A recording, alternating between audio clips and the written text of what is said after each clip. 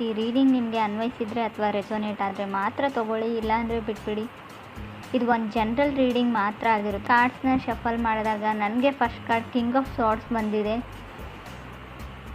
First card king of ಸಾರ್ಡ್ಸ್ ಬಂದಿರೋದ್ರಿಂದ so ಏನೋ plan ಇದೆ, ಯಾವುದನ್ನು ಎಕ್ಸಿಕ್ಯೂಟ್ ಮಾಡಬೇಕು ನೀವು, ನಿಮ್ಮ ಪಾರ್ಟ್ನರು.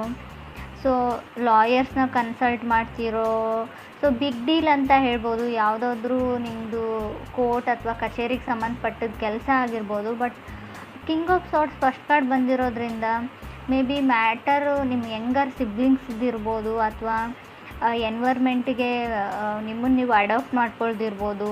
ಹೊಂದಾಣಿಕೆ ಕಮ್ಮಿ ಅಂತ ಹೇಳ್ತಾ ಇದೆ. ಸೊ ಎಲ್ಲಿಗಾದರೂ ಟ್ರಾವೆಲ್ ಮಾಡಿದ್ರು, ಒಕೇಶನ್ಗೆ ಹೋಗಿದ್ರು, ಸ್ವಲ್ಪ ಹಣಕಾಸಿನ ಬಗ್ಗೆ ನೀವು ಸ್ವಲ್ಪ ಸ್ಟ್ರಿಕ್ಟಾಗಿರಬೇಕು ಅಂತ ಹೇಳುತ್ತೆ. ಹಾಗೆ ಯಾವುದಾದ್ರೂ ವಸ್ತುಗಳು ಕಳೆದೋಗಬಹುದು, ಸ್ಪೆಷಲಿ ದುಡ್ಡಿನ ಬಗ್ಗೆ ಜೋಪಾನವಾಗಿರಿ ಅಂತ ಕಾರ್ಡ್ ಹೇಳುತ್ತೆ ಕಿಂಗ್ ಆಫ್ ಸಾರ್ಡ್ಸ್ ಇರೋದ್ರಿಂದ. ನೀವು ಅಥವಾ ನಿಮ್ಮ ಪಾರ್ಟ್ನರ್ ಇಬ್ಬರಲ್ಲಿ ಯಾರ್ದಾದ್ರೂ ವಸ್ತು ಕಳೆದೋಗುವಂಥ ಚಾನ್ಸಸ್ ಇದೆ ಅಥವಾ ಆಲ್ರೆಡಿ ಕಳೆದೋಗಿದೆ, ಸಿಗ್ತಾ ಇಲ್ಲ ಅಂತ ಕೂಡ ಹೇಳ್ಬೋದು ರೀಡಿಂಗ್ ಪ್ರಕಾರ. ಸೆಕೆಂಡ್ ಕಾರ್ಡ್ ನನಗೆ 2 ಆಫ್ ಪೆಂಟಿಕಲ್ಸ್ ಬಂದಿದೆ. ಸೊ ಕೆಲವರು ಮನಿನ ಇನ್ವೆಸ್ಟ್ ಮಾಡ್ತಾ ಇದ್ದೀರಾ, ಹಣನ ಬಿಸ್ನೆಸ್ ಪಾರ್ಟ್ನರ್ಶಿಪ್ಪಲ್ಲಿ ಬಿಸ್ನೆಸ್ ಮಾಡ್ತಾ ಇದ್ದೀರಾ. ಸೊ ಮೇ ಬಿ ಕೆಲವ್ರಿಗೆ ಲಾಸ್ ಆಗ್ಬೋದು ಅಂತಲೇ ನಾನು ಹೇಳ್ತೀನಿ. ನಿಮ್ಮ ಪಾರ್ಟ್ನರ್ ನಿಮ್ಗೆ ಹೇಳ್ಬೋದು, ಬ್ಯಾಡ್ ನ್ಯೂಸ್ ಅಂತ ಹೇಳ್ಬೋದು, ಬಟ್ ಅವ್ರು ಸಾರಿ ಅಂತ ಹೇಳ್ಬೋದು. ಸಣ್ಣ ಪುಟ್ಟ ಮಿಸ್ಟೇಕ್ಸ್ ಎಲ್ರಿಗೂ ಆಗುತ್ತೆ. ಬಟ್ 2 ಆಫ್ ಪೆಂಟಿಕಲ್ಸ್ ನಾನು ಆಗಲೇ ಹೇಳಿದೆ, ಹಣಕಾಸಿನ ವಿಚಾರದಲ್ಲಿ ನೀವು ಸ್ವಲ್ಪ ಸ್ಟ್ರಿಕ್ಟಾಗಿರಬೇಕು. ಇಲ್ಲ ಅಂದರೆ ಹಣ ಪೋಲಾಗುತ್ತೆ, ಕಳೆದೋಗುತ್ತೆ. ಒಟ್ಟಿನಲ್ಲಿ ಹಣಕಾಸಿನ ಬಗ್ಗೆ ನಾನು ತುಂಬ ಕೇರ್ಫುಲ್ ಆಗಿರಿ ಅಂತಲೇ ಹೇಳ್ತೀನಿ.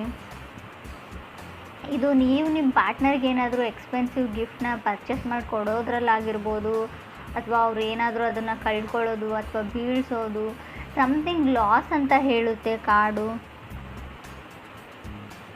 ಥರ್ಡ್ ಕಾರ್ಡ್ ನನಗೆ 10 ಆಫ್ ವಾಂಡ್ಸ್ ಬಂದಿದೆ. ಸೊ ತುಂಬ ರೆಸ್ಪಾನ್ಸಿಬಿಲಿಟೀಸ್ ಇದೆ ನಿಮಗೋ ನಿಮ್ಮ ಪಾರ್ಟ್ನರ್ಗೋ ಇತ್ತೀಚೆಗೆ ಅಂತ ಹೇಳುತ್ತೆ. ಸೊ ಫಿನಿಶಿಂಗ್ ಏನೋ ಒಂದು ಫ್ಯಾಮ್ಲಿಯಲ್ಲಿ ಯಾವುದೋ ಒಂದು ಕರ್ತವ್ಯ ರೆಸ್ಪಾನ್ಸಿಬಿಲಿಟೀಸ್ನ ಮುಗಿಸ್ತಾ ಇರ್ತಾರೆ, ಇನ್ನೊಂದು ಬಂದುಬಿಡುತ್ತೆ ಅವರಿಗೆ. ತುಂಬ ರೆಸ್ಪಾನ್ಸಿಬಿಲಿಟೀಸ್, ತುಂಬ ಬರ್ಡನ್ನು, ಫ್ಯಾಮ್ಲಿ ಡ್ರಾಮಾ ಅಂತ ಹೇಳ್ತೀವಿ 10 ಆಫ್ ಸ್ಪಾಟ್ಸ್ ಬಂದರೂ ಕೂಡ.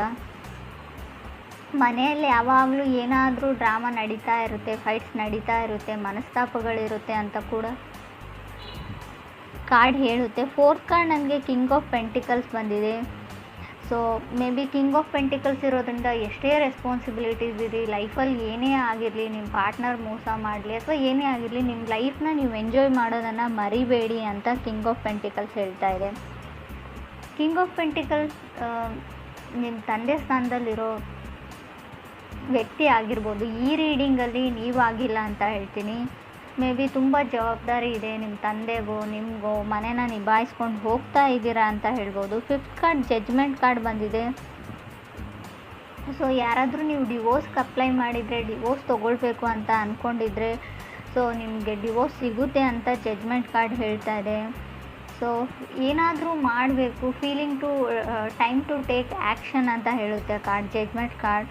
ಡೂ ಆರ್ ಡೈ ಆಗಿರಲಿ, ಏನೇ ಆಗಿರಲಿ, ಎಷ್ಟೇ ರಿಸ್ಕ್ ಇರಲಿ,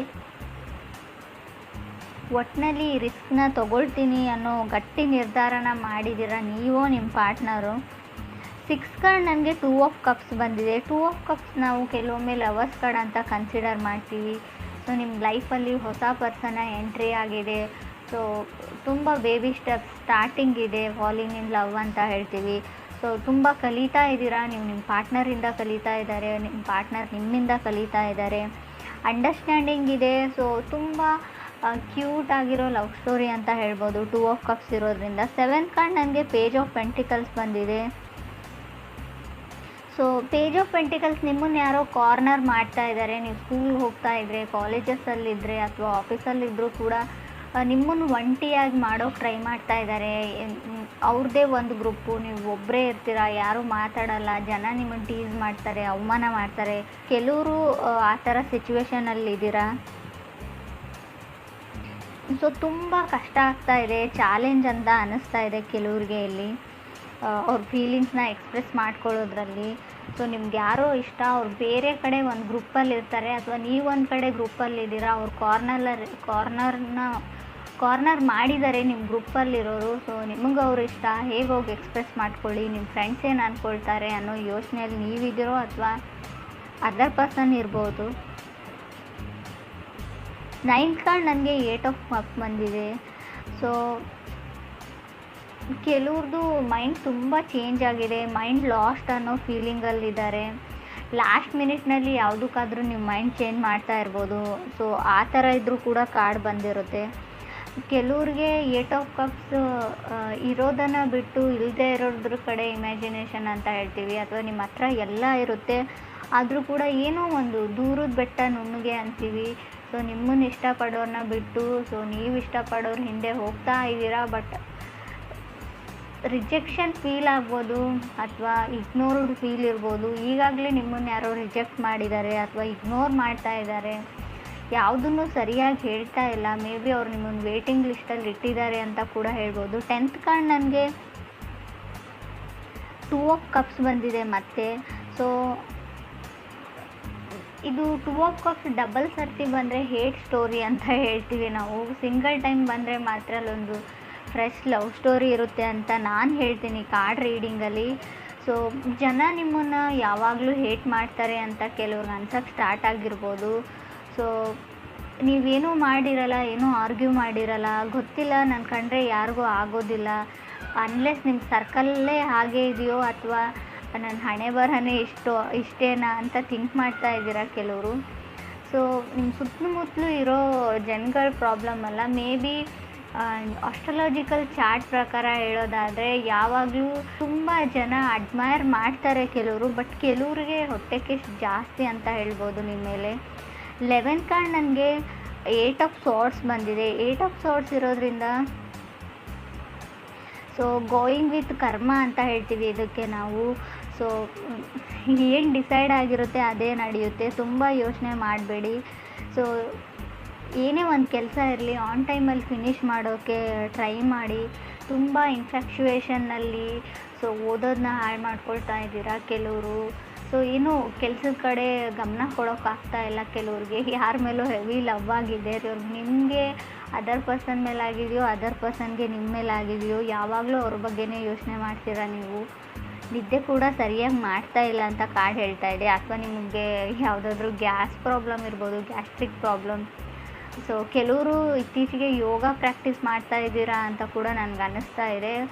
because of 8 of cups 2 of cups ನನಗೆ 8 ಆಫ್ ಸಾರ್ಟ್ಸ್ ಇರೋದ್ರಿಂದ 8 ಮಧ್ಯೆ 2 ಬಂದರೆ ಮೇ ಬಿ ನೀವು ಯೋಗ ಪ್ರಾಕ್ಟೀಸ್ ಮಾಡ್ತಾ ಇದ್ದೀರಾ, ಜಿಮ್ ಜಾಯ್ನ್ ಆಗಿದ್ದೀರಾ, ಏನೋ ಒಟ್ಟಿನಲ್ಲಿ ಮಾಡ್ತಾ ಇದ್ದೀರಾ. ಹೆಲ್ತ್ ಇಶ್ಯೂಸ್ನ ಕೆಲವೊಂದನ್ನ ಕ್ಲಿಯರ್ ಮಾಡ್ಕೊಳ್ಳೋಕ್ಕೆ ಅಂತ ಅನಿಸುತ್ತೆ. 12th ಕಾರ್ಡ್ ನನಗೆ ಸ್ಟಾರ್ ಕಾರ್ಡ್ ಬಂದಿದೆ. 12th ಸ್ಟಾರ್ ಕಾರ್ಡ್ ಬಂದರೆ ಹೋಪ್ ಇದೆ ಅಂತ ಹೇಳ್ಬೋದು. ನೀವು ಯಾವುದಕ್ಕಾದ್ರೂ ವೇಟ್ ಮಾಡ್ತಾ ಇದ್ದರೆ ಖಂಡಿತ ಹೋಪ್ನ ಇಟ್ಕೊಳ್ಬೋದು. ಅದಾಗುತ್ತೋ ಇಲ್ವೋ ಅಂತ ಹೇಳೋದಾದರೆ ಹೋಪ್ ಹೇಳ್ತೀನಿ ನಾನು. ಸೊ ಟೈಮ್ ತೊಗೊಳ್ಬೋದು, ಖಂಡಿತವಾಗ್ಲೂ ಅದಾಗೋದಿಲ್ಲ ಅಂತ ಹೇಳಲ್ಲ, ಆಗುತ್ತೆ. ಬಟ್ ಅಷ್ಟೊಂದು ಟೈಮ್ ನೀವು ಇನ್ವೆಸ್ಟ್ ಮಾಡೋಕ್ಕೆ ರೆಡಿ ಇದ್ದರೆ ಓಕೆ, ಅವ್ರಿಗೋಸ್ಕರ ಕಾಯ್ತೀನಿ ಅಂದರೆ ಓಕೆ. ಬಟ್ ತುಂಬ ಚಾಲೆಂಜಸ್ ಬರುತ್ತೆ. ಲಾಸ್ಟಲ್ಲಿ ಸ್ಟಾರ್ ಕಾರ್ಡ್ ಬಂದರೆ ತುಂಬ ಚಾಲೆಂಜಸ್. ಸೊ ನೀವು ಅಂದ್ಕೊಂಡೇ ಇರಲ್ಲ ಇಷ್ಟೊಂದು ಚಾಲೆಂಜಸ್ನ ಫೇಸ್ ಮಾಡಬೇಕಾಗುತ್ತೆ ಅಂತ. ಸೊ ಇಡೀ ಲೈಫ್ ಲಾಂಗ್ ಕೂಡ ಕೆಲವರು ತಗಲ್ಬೋದು ಅಂತ ಕೂಡ ಕಾರ್ಡ್ ಹೇಳುತ್ತೆ. ಸೊ ಕೆಲವ್ರದ್ದು ಗೇನ್ಸ್ ಎಲ್ಲ ಮಲ್ಟಿಪ್ಲೈ ಆದರೂ ಕೂಡ ಹಣ ಲಾಸ್ ಆಗೋ ಚಾನ್ಸಸ್ ಇದೆ. ಸೊ ಕೆಲವರು ಫೀಲ್ ಗುಡ್ಡಲ್ಲಿ ಇದ್ದೀರಾ ಅಂತ ಹೇಳ್ಬೋದು. But king of sorts first card ಆಗಿರೋದ್ರಿಂದ ನಾನು ಆಗಲೇ ಹೇಳಿದೆ 10 ಆಫ್ ವಾಂಡ್ಸ್ ಕೂಡ ಇದೆ ನಿಮಗೆ ಕಾರ್ಡು. 3rdಲ್ಲಿ 10 ಆಫ್ ವಾಂಡ್ಸ್, ಫಸ್ಟಲ್ಲಿ ಕಿಂಗ್ ಆಫ್ ಸಾರ್ಟ್ಸ್ ಇರೋದ್ರಿಂದ ಫೀಲ್ ಗುಡ್ ಇರ್ತೀರಾ. ಬಟ್ ಫ್ಯಾಮ್ಲಿ ಟೆಸ್ಟ್ ಅಂತ ಹೇಳ್ಬೋದು. ನೀವು ಫ್ಯಾಮ್ಲಿನ ಟೆಸ್ಟ್ ಮಾಡ್ತಿರೋ ಅಥವಾ ಯೂನಿವರ್ಸ್ ನಿಮ್ಮ ಫ್ಯಾಮ್ಲಿನ ಟೆಸ್ಟಲ್ಲಿ ಇಡುತ್ತೋ ಗೊತ್ತಿಲ್ಲ. ಸ್ವಲ್ಪ ಚಾಲೆಂಜಸ್ ಬರ್ಬೋದು, ಎಲ್ಲನೂ ನಿಭಾಯಿಸ್ಕೊಂಡು ಹೋದರೆ ಖಂಡಿತವಾಗ್ಲೂ. ಸೊ ಎನಿಮೀಸ್ ಜಾಸ್ತಿ ಆಗ್ತಾರೆ ಅಂತ ಹೇಳ್ತೀನಿ ನಾನು. ಸ್ಕೂಲ್ ರಿಲೇಟೆಡ್ ಸ್ಟಪ್ಪಲ್ಲಿ ಕೆಲವ್ರದ್ದು ಪ್ರಾಕ್ಟಿಕಲ್ ಎಕ್ಸಾಮ್ಸ್ ಇರ್ಬೋದು ಅಂತ ಅಂದ್ಕೊಳ್ತೀನಿ. ಕೆಲವರು ಕ್ರೇಜಿ ಇನ್ ಲವ್ವಲ್ಲಿ ಇದ್ದೀರಾ ಅಂತ ಹೇಳ್ಬೋದು. ಸೊ ಕೆಲವ್ರಿಗೆ ನೋಬಡಿ ಕ್ರಾಸ್ ಮೀ ಅನ್ನೋ ಲೆವೆಲಲ್ಲಿದ್ದೀರಾ. ಕಿಂಗ್ ಆಫ್ ಸಾರ್ಟ್ಸ್ ಅಂದರೆ ಒಂದು ಈಗೋ ಇರುತ್ತೆ, ಸಣ್ಣ ಮಟ್ಟದ ಈಗೋ. ನನಗೆಲ್ಲ ಗೊತ್ತು, ನನ್ನನ್ನು ಯಾರೂ ಕ್ರಾಸ್ ಮಾಡಿ ಹೋಗೋಕ್ಕಾಗಲ್ಲ, ನನ್ನ ಕಡೆ ಯಾರೂ ಬೆರಳು ಮಾಡಿ ತೋರಿಸಲ್ಲ. ನಾನು ಆಗಲೇ ಹೇಳಿದೆ ಕಾರ್ನರ್ ಮಾಡ್ತಾ ಇದ್ದಾರೆ. ನೀವು ಯಾರನ್ನಾದ್ರೂ ಕಾರ್ನರ್ ಮಾಡ್ತಾ ಇದ್ದೀರೋ, ನಿಮ್ಮನ್ನು ಯಾರಾದರೂ ಕಾರ್ನರ್ ಮಾಡ್ತಾಯಿದ್ರು, ಯಾವುದಕ್ಕೂ ಹುಷಾರಾಗಿರಿ. ಸೊ ಎನಿಮೀಸ್ ಜಾಸ್ತಿ ಆಗ್ತಾರೆ. ಸೊ ನಿಮ್ಮ ಫೀಲಿಂಗ್ಸ್ನ ಕಂಟ್ರೋಲ್ ಮಾಡ್ಕೊಳ್ಳಿ. ಕೋಪ ಬಂತು ಅಂತ ಅದನ್ನು ಯಾರ ಮೇಲೂ ತೋರಿಸ್ಬೇಡಿ. ಕಂಟ್ರೋಲ್